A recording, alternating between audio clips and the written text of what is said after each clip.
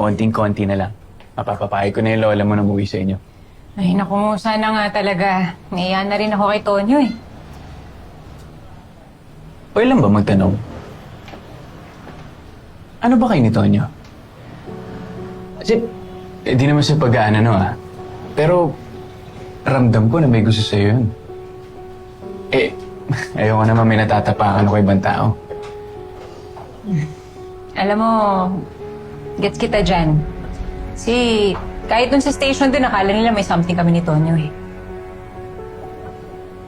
Kung ganun pala naiisip ng mga nasa trabaho ninyo, baka naman may something Naku, Jared, okay na ba magiging honest ako sa'yo? Meron talagang attraction, may mga attempts.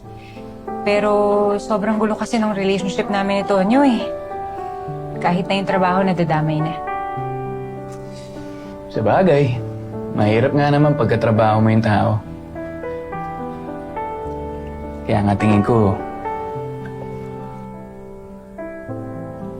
mas bagay tayo.